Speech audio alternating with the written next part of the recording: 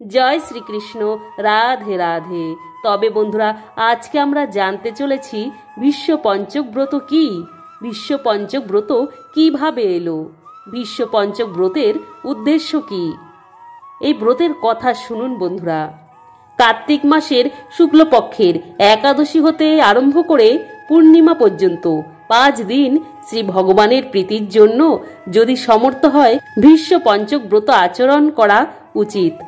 তাহলে চাতুর্মাসের শেষ মাস অর্থাৎ কার্তিক তথা দামোদর মাসের এই ব্রতের ফল পাওয়া যায় এবং বিশেষ এর মাহাত্ম্য আছে।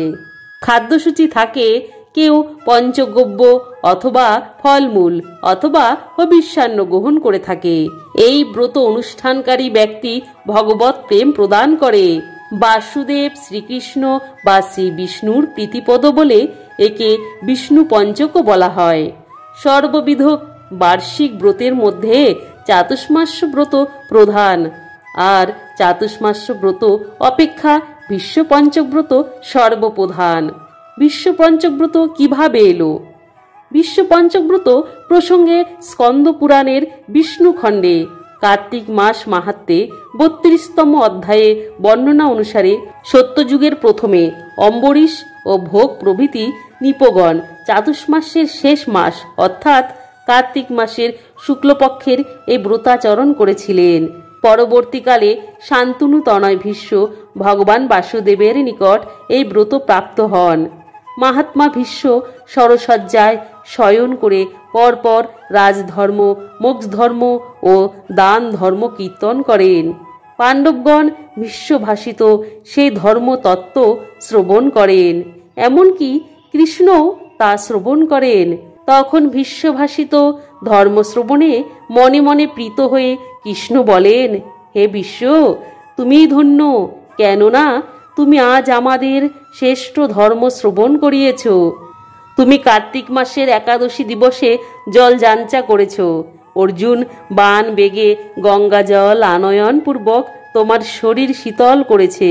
অতএব তদবধি সকলেই কার্তিকের শুক্লা একাদশী হতে পূর্ণিমা পর্যন্ত অর্ঘ্যদানে তোমার সন্তোষ সাধন করবে।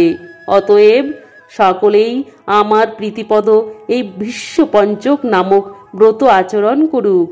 কার্তিক ব্রত করে যে নর এই বিশ্ব পঞ্চক ব্রত না করে তার সমগ্র কার্তিক ব্রত বিফল হয়ে থাকে। মানব যদি কার্তিক ব্রত করতে অসমর্থ হয় তবে কেবল বিশ্ব পঞ্চক ব্রত করেই সমগ্র কার্তিক ব্রতের ফল লাভ করতে পারে। পদ্মপুরাণের উত্তরখণ্ডে বলা হয়েছে, ভগবান বাসুদেবের নিকট থেকে বিশ্বদেব এই পঞ্চদিনাত্ম ব্রত প্রাপ্ত হয়েছেন। বিশ্ব পঞ্চক ব্রতের উদ্দেশ্য বন্ধুরা জানুন। বিশ্বদেব তার পিতার কারণে বিবাহ না করার প্রতিজ্ঞা করেছিলেন। এর পেছনে এক বৃহৎ কাহিনী রয়েছে। প্রার্থনায় আছে, আজন্ম ব্রহ্মচারিণে আমরা তার জন্য তর্পণ করছি। তার কোনো সন্তান নেই, তিনি বিবাহ করেননি। সারা ভারতে এবং সারা বিশ্বের লক্ষ লক্ষ মানুষ বিশ্বদেবের জন্য বিশ্ব পঞ্চক করছেন এবং তারা তর্পণ করছেন, কিন্তু তার কোনো সন্তান নেই এবং গঙ্গা দেবী প্রসন্ন হন যে তার পুত্র সম্মান প্রাপ্ত হচ্ছেন। এভাবে এই ব্রতের ফলে মাতা গঙ্গা, মহাত্মা বিশ্বদেব এবং সর্বোপরি পরমেশ্বর ভগবান প্রসন্ন হন। আর ভগবানকে প্রসন্ন করাই সমস্ত যজ্ঞ, দান, ব্রত বা তপস্যার মুখ্য উদ্দেশ্য।